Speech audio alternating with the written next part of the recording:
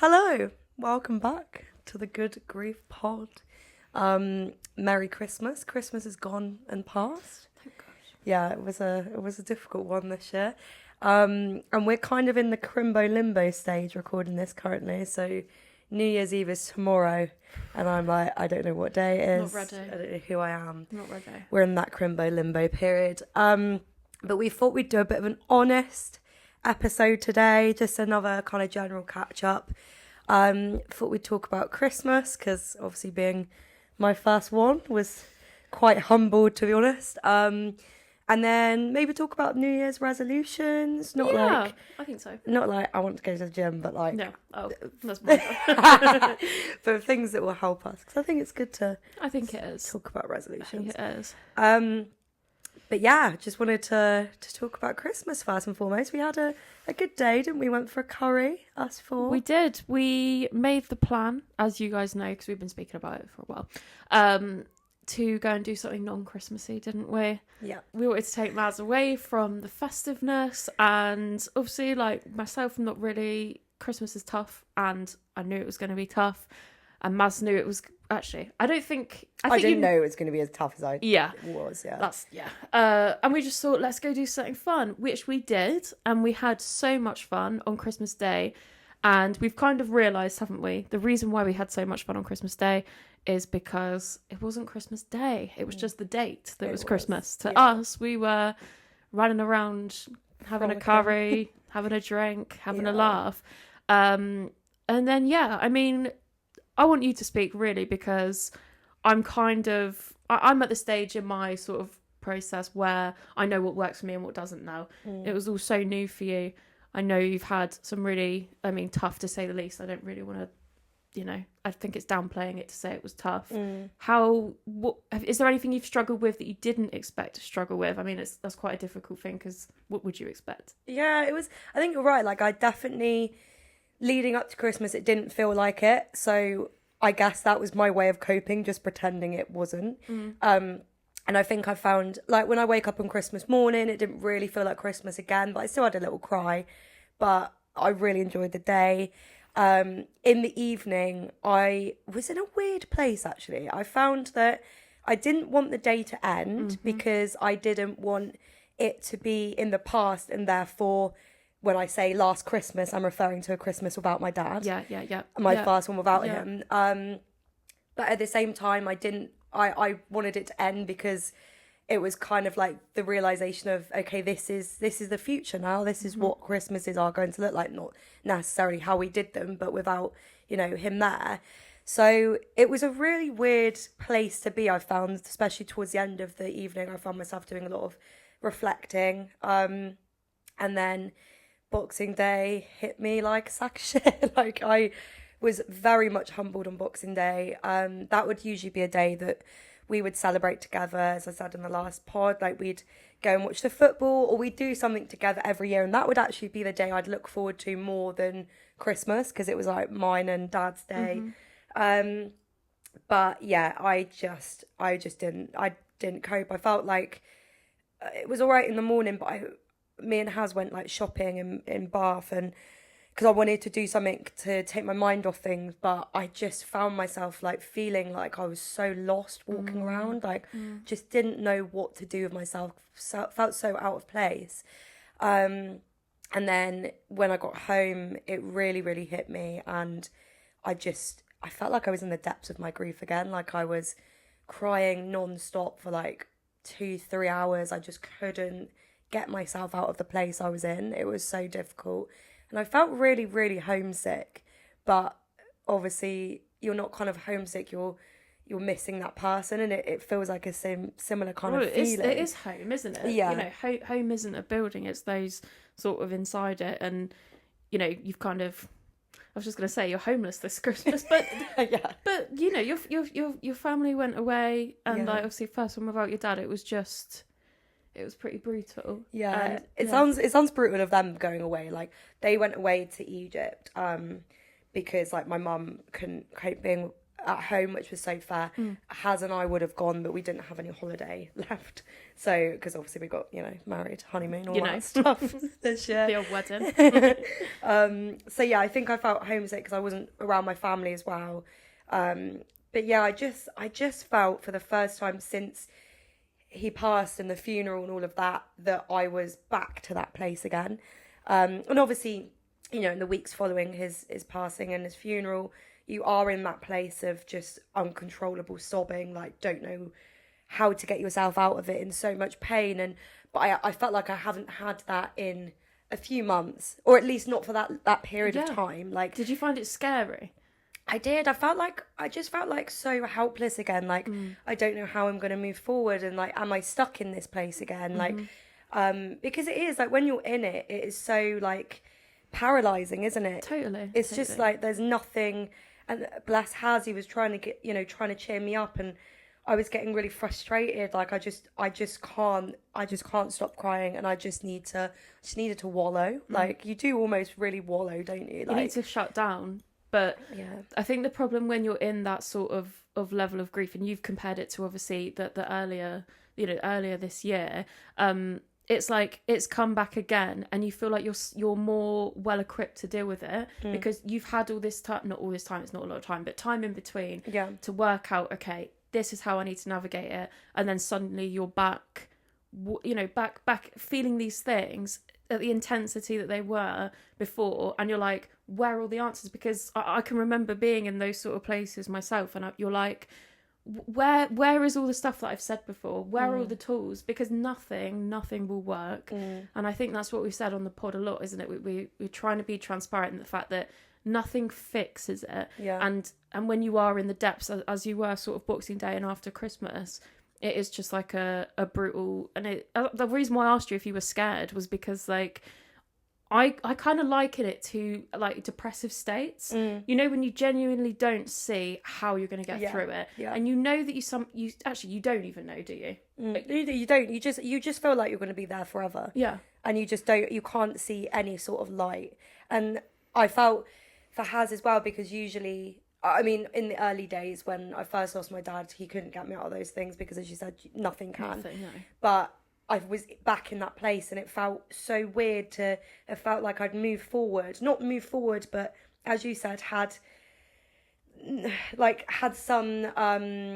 some things that could help me process and deal with my grief. And like, there's a lot of things that I've learned along the way. But on that day, I mean, I was like, what's this podcast? What is everything? I can't believe I've been spewing all this shit when I'm back to square one of like being in the depths of sadness and grief and pain, and like it's just such darkness, and it feels like there is no way out. But what I found helped me was, after crying for literally 2 hours straight, like, and just like holding a picture of him close to me, like a hug, I realised that I did need to be in his house, in my mum's house. I just needed to feel close to him.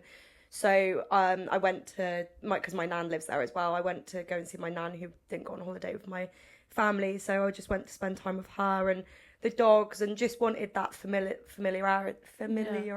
Yeah. Because, just do whatever feels right in that moment. It is about like feeling close to them, and that's what I was just yearning for. It almost makes you feel like, this is going to sound a bit weird, but like a bit primal, because you have to go just completely off of anything that gives you like a spark of something, because as you said, you were crying for 2 hours, but I mean, at the time you probably felt like, it had been days or it had been seconds, because what is anything outside of your head when you're in the thick of it? It's completely like debilitating. Interesting that you went to your nan. So was it sort of like a light bulb moment, or was it like piecing things together? Like, yeah, it was definitely like a piecing things together situation. And even like in the car there, I was still sobbing. Like there was, but as soon as I got there, I mean, my nan's very British, stiff upper lip anyway. So she was, really comforting when I got there and gave me a hug, and we both were emotional. But then she was kind of like, okay, we need to have a cup of tea, classic. And it's always a cup of tea. I know, Why? literally it is. So we had a cup of tea, and then we just talked, and yeah, it just already, as soon as I was back in, you know, my mum and dad's house, like I felt closer to him. And I think, to be honest, like obviously I've moved home since he's passed, and I've bought this new house, and it's first Christmas here as well. So as much as it has been amazing in this new home and it's making new memories, it probably felt a bit alien for what I was going through on that day. The amount of change that you've been through this year, and I mean, most people can relate to it listening. I mean, you've had so many like highs, and you know, is that you're trying to like seek a normal. And we were talking about it. We always talk about grief stuff when we're not filming, and we're like, shut up. Yeah. But we were literally just saying in the car, like, hang on, I've literally forgot what I was going to say now.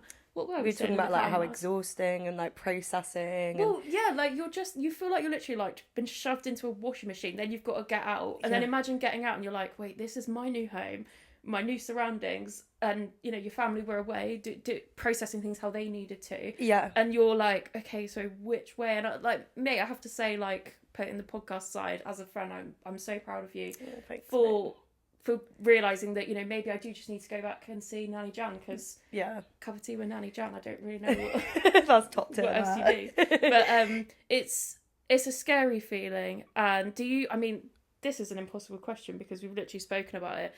How do you feel going into New Year in terms of if you were to feel like a low again? Do you feel you could take what you had from your Christmas experiences in terms of going to your nans and seeing family? Do you think you're going to alter, or do you think you're just going to, again, just play it and see what works? Yeah, I think from my experience of Christmas and how much it impacted me, as you know, I've made the decision to do a sober New Year's this year because I think also with Christmas, I mean, and Crimbo Limbo in particular, the routine goes out the window. You're drinking loads, you're eating crap, like, and that's obviously all going to take a toll anyway, whether you're grieving or not. So for me, what I've learned is I need to be sober, and because alcohol just makes me so much more emotional, especially when I'm hungover. If I go into the New Year's Day, which already just feels like a mountain to climb, knowing that it's just the realization, isn't it, of like entering a new year that they will never see. And like, you know, he was here at the start of this year, but he won't see 2026, and that's so tough. And yeah, I think for me, if I was hungover, it would just be 10 times worse, and I just need to look after my mind, my body when I'm struggling through it. So that's my lesson in it. And that's a massive thing as well, because I mean, we've spoken about it before, again, probably not on the podcast, I don't know, but just how somehow alcohol or anything, going out and being a little bit reckless can seem like the only coping mechanism. And I'm not gonna lie and say that it should never be the answer, because sometimes you need escapism. Yeah. And that's what Christmas Day was. Yeah. You know, we went and got married and did something completely different. Yeah. But it takes something. I think sometimes you have to hit rock bottom in terms of a really awful hangover, or being completely intoxicated and having a big cry, in order to realise, okay, this is how I need to tweak it a little bit here and there, because you know, it gets to a point where you realise that running from something temporarily, you're always going to be at the destination at the end. It's just prolonging it and making it 20 times worse. That's what you said in the car earlier, though. Like, it's alcohol, whatever it is, like whatever recreational thing you choose to do to help you in that pain, that is your escape, but you always have to come back to the reality. And my mum was saying the same. Like, she just said, like, you're clearly masking this, because I've drunk a lot over Christmas, and I like, as everyone does, I'm not saying that's bad, because you know it's Christmas, get merry, but I just know for me that I need routine back. I'm back at work now, it's really helping. And as I've always said, since I mean anyway, I've always struggled without a routine, but more so since losing my dad, like, I've realised that routine is so important for me. Going to the gym, getting exercise in, like, having that structure in my life is so important, because that's when I feel in control. Yeah. And if the routine goes out my life, I feel a lack of control, and that's when I become emotional again. Yeah. And it's learning those things about yourself, isn't it? It is, and it's also learning how you can keep a structured routine as well as being able to make it a little bit malleable on the days that you need it. Yeah. So because sometimes you don't feel like you can leave the house, but then Absolutely. it's like, could I do some colouring in? Or Yeah, sorry, yeah. I love colouring in. I love mentioning that I like colouring in. I got paint by numbers for Christmas. Like, wow. but just doing That's productive mindfulness things. though, isn't it? Exactly. Another thing I really want to ask you is, did you feel any like anger over Boxing Day and Christmas? And because I remember just thinking like, how is this fair? And I really struggle, and I try not to go on my phone at Christmas, even now, because and this sounds so bitter, but I just can't look at other people happy. It sounds horrible because I'm not like that in real life, but grieving me, I just, the last thing I want to see at Christmas is people's big families when you're like, grief makes you scatter, doesn't it? It's like, where am I now? Yeah. Did you feel any frustration? Yeah, absolutely. So real. I felt that a lot. And I did the same. I kind of like didn't come off it, but I was choosing not to go on Instagram, especially like around this time as well, where people do their New Year's posts. And I actually have seen a lot of like really honest ones this year about people going through stuff. Susie, plug. we can't not mention that. It's always a Susie. But like, obviously she spoke about having at the start of the year, like just overcoming Lyme disease. And like, I think it's helped seeing realistic New Year's posts of people going through stuff and being like, it was a hard year, I had a lot of challenges, this and this, or, not even going into it. But yeah, around Christmas, I found it really hard, particularly with like influencers who are just like, yeah, family's perfect, like, just, it's too much. So yeah, I was the same.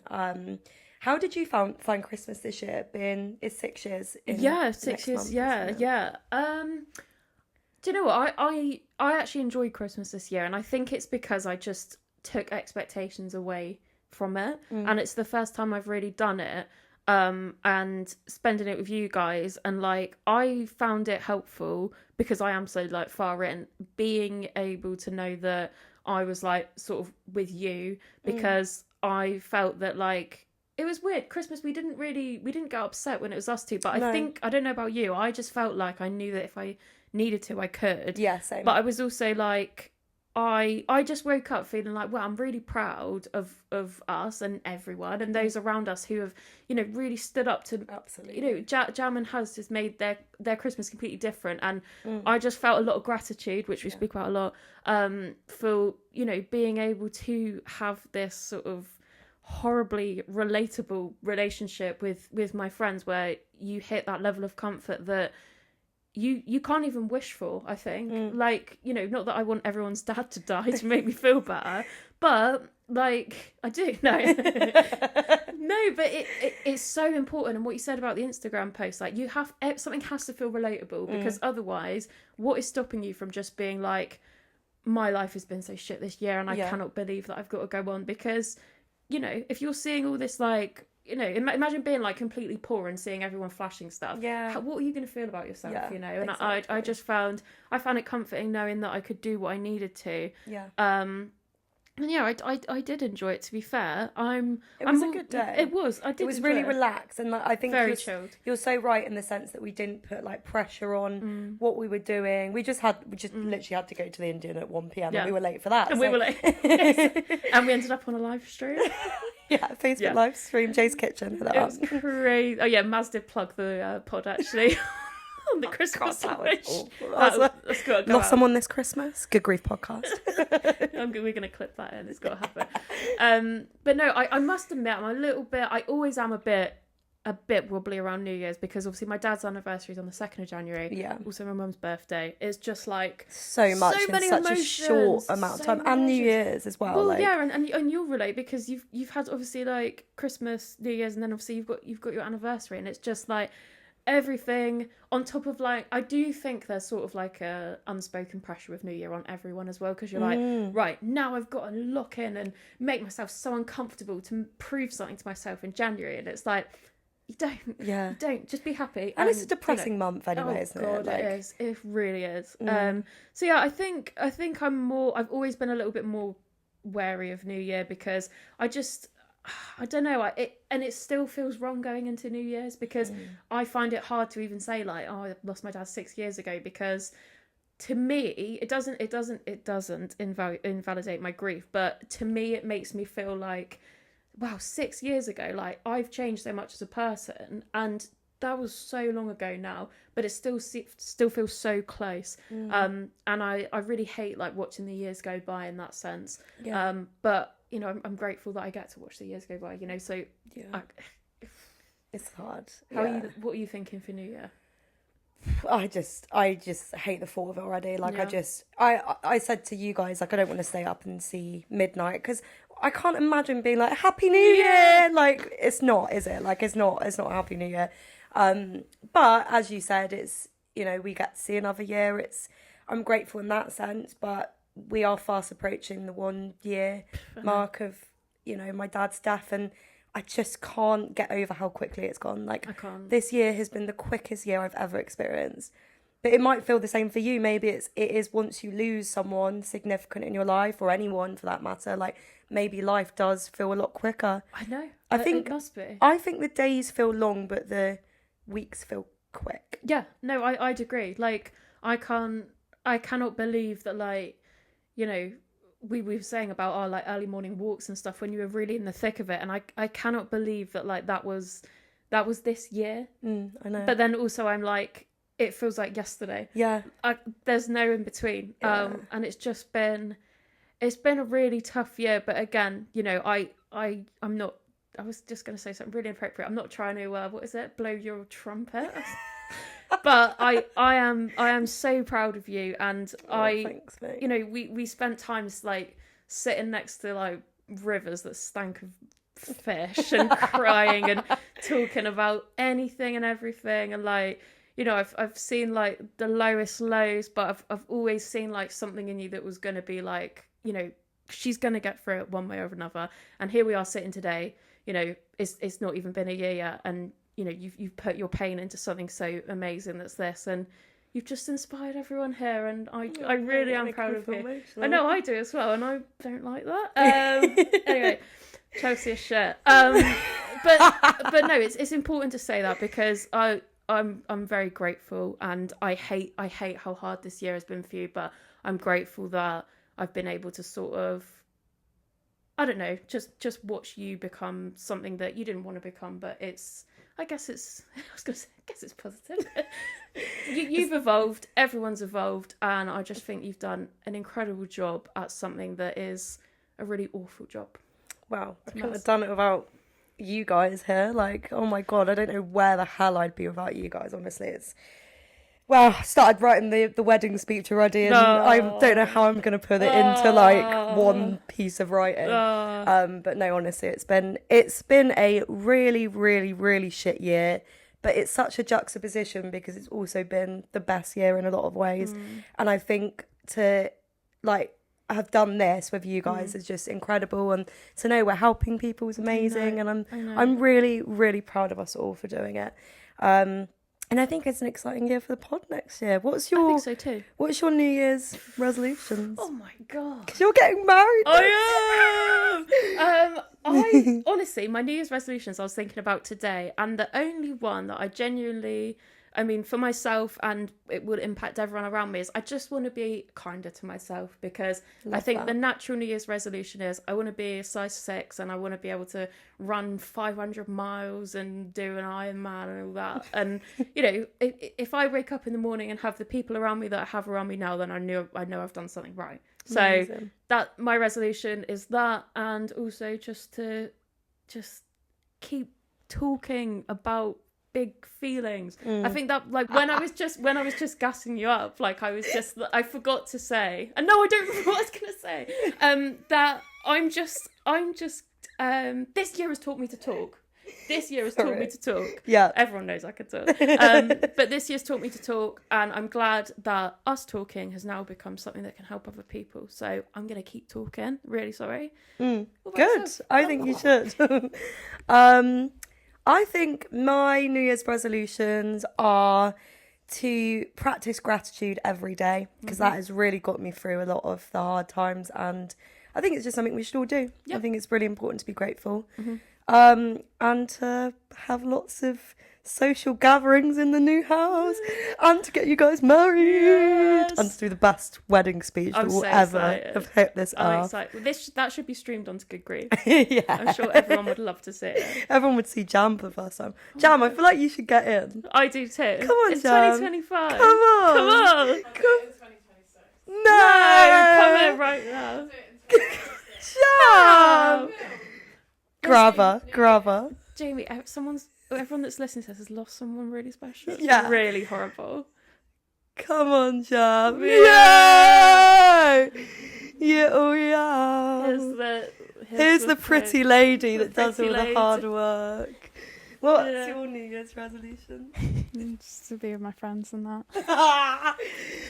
So this is the Good Grief crew. Ooh. Good Happy Grief, New Year, guys. I Happy hope New you have Year. a wonderful one. Peace and love.